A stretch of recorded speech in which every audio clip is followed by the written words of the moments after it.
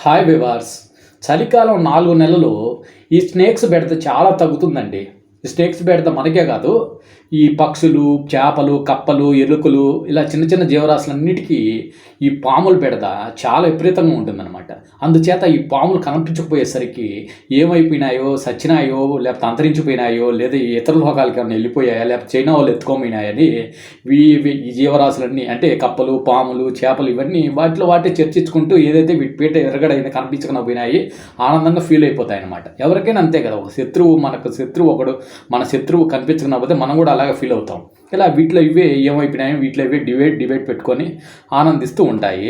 అసలు ఈ పాములు ఈ చలికాలం 4 నెలలు ఉంటే ఈ 4 నెలలు సరిగా కనిపించకుండా ఎందుకు పోతాయంటే, ఎక్కడికో పోవండి, ఏ నాగలోకానికో ఏ అంతరిక్షానికో పోవు, ఈ భూలోకంలోనే ఉంటాయి.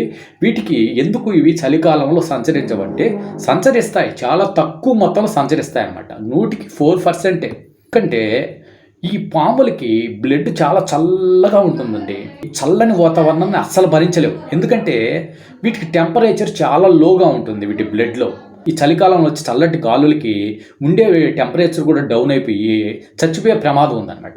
అందుచేత ఇవి అసలు వాటి విషయం ఏంది, గడగడలాడే చలికి మనమే తట్టుకోలేము.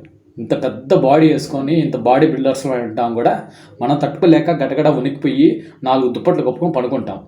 వాటికి దుప్పట్లు ఎక్కటేయండి పాపం. మనకి నిద్ర లేస్తే వేడి నీళ్ళు ఇచ్చేవాళ్ళు, టీ ఇచ్చేవాళ్ళు, కాఫీ ఇచ్చేవాళ్ళు. ఒకవేళ ఇంట్లో కుదరకపోతే అలా బయటకు వెళ్తే టీ షాప్లో వెళ్తే టీ తాగొచ్చు. రకరకాల స్వెటర్స్ ఎన్నో ధరించి మనం వెచ్చపరుచుకుంటూ ఆనందంగా జీవిస్తాం. పాపం పాముల పరిస్థితి అలా కాదే. వీటికి మనలాగా వేడి నీళ్ళు, కాఫీ, టీలు, క్వార్టర్ మంది ఇచ్చేవాళ్ళు ఇలాంటి వాళ్ళు ఎవరు దొరకరు. అందుకే ఇవి పాపం చలికాలం వస్తే ఆ చలికి తట్టుకోలేక ఇలా అండర్గ్రౌండ్లోకి వెళ్ళి వెచ్చపరుచుకుంటాయి. మళ్ళీ వర్షాకాలం వస్తే విజృంభిస్తాయి. ఎందుకంటే ఇవి చలికి ఎంతగా తట్టుకోలేవో వేడిని కూడా అలాగే తట్టుకోలేవు అనమాట. పొరియల్లో, పుట్టల్లో వాటిల్లో ఉంటే ఆ వేడికి తట్టుకోలేక వాటి బ్లడ్ ఆ వేడిని కూడా తట్టుకోలేదు. కూల్గా చల్లగా ఉండాలి, వాటికి కోల్డ్గా ఉండకూడదు, అట్టని హీట్గా ఉండకూడదు. అంటే వెచ్చగా ఉండే ప్రదేశం అంటే వీటికి ఇష్టమైన. వెచ్చగా ఎప్పుడు మారుతుందంటే ఈ వర్షాకాలం వచ్చిందంటే, ఎండాకాలం వచ్చిందంటే ఈ కుక్కపోతలు తట్టుకోలేక ఇవి బయటకు వచ్చేసి చల్లని చెట్ల కింద, అలా పొలాల్లో వాటర్ పారే చోట, నదులు ఉండే చోట, ఇలా అలాంటి ప్లేసుల్లో ఇవి రెస్ట్ తీసుకుంటూ ఉంటాయి. ఇది వేడిని చలికి తట్టుకోలేవు. మనకంటే ఏసీ ఉంటుంది, కూలర్లు ఉంటాయి, ఫ్యాన్లు ఉంటాయి, కాబట్టి మనం తట్టుకొని జీవించగలుగుతాం. వీటికి అలాంటి సౌకర్యం ఎక్కడుంటాయి? ఎవరు ఏసీ పెడతారు, ఎవరు కూలర్లు పెడతారు, కరెంటు బిల్లు ఎవరు కడతారు? ఇలాంటి ప్రాబ్లమ్స్ అన్నీ ఉంటాయి కదా. వీటి నుండి ఈ చలికాలం 4 నెలలు చాలా రిలీఫ్గా ఉంటుంది. అంటే పాములు తిరగవని కావు, తిరుగుతుంటాయి, చాలా తక్కువ మొత్తంలో తిరుగుతుంటాయి అన్నమాట.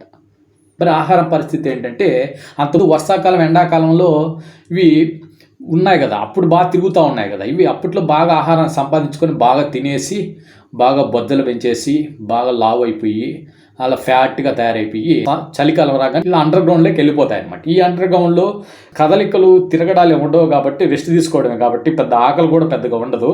అవి అంతకుముందు తిన్నదాన్ని ఫ్యాట్గా మారిపోయింటుంది. ఆ ఫ్యాట్నే శక్తిగా మార్చుకొని వాటితోనే జీవించే అవకాశం ఎక్కువ ఉంది. అవసరమైతే అప్పుడప్పుడు మనకు కూడా స్నాక్స్ తినాలనిపించినట్టు ఎలా అలా బయట షాప్కి వెళ్ళి కొనుక్కుంటామో, ఇలా అప్పుడప్పుడు కావాలనుకుంటే బయటకు వచ్చేసి ఏ చిన్న కప్పను, ఏ ఎండ్రకాయో, చేపో పట్టుకొని తినేసి లబక్క నోట్లు వేసుకొని గుట్టుకని మింగేసి మళ్ళీ వచ్చి అండర్గ్రౌండ్లోకి వెళ్ళిపోతాయి అన్నమాట, మళ్ళీ రెస్ట్ తీసుకోవడానికి. ఇలా ఆహారం చాలా తక్కువ ఉపయోగించుకుంటూ ఈ 4 నెలల్లో హాయిగా గడిపేస్తాయి. ఇవి వెచ్చగా నిద్రపోతూ గడిపేస్తాయి. తర్వాత 4 months తర్వాత మళ్ళీ బయటకు వచ్చేస్తాయి అన్నమాట. రామనుకున్నారా, రాలేమనుకున్నారా, చిరంజీవి డైలాగ్ కొట్టి ఇలా బయటకు వచ్చేసి మళ్ళీ ఈ కప్పలు, ఎలుకలు వీటి పెడత మళ్ళీ మొదలైందిరా బాబు అనుకుంటే అవి కూడా పరారైపోయి వాటిని కాపాడుకుంటూ అలా అలా తిరుగుతూ ఉంటాయి అన్నమాట. సో వీడియో నచ్చితే ప్రతి ఒక్కరు లైక్ చేయండి, కామెంట్ చేయండి, సబ్స్క్రైబ్ చేయండి.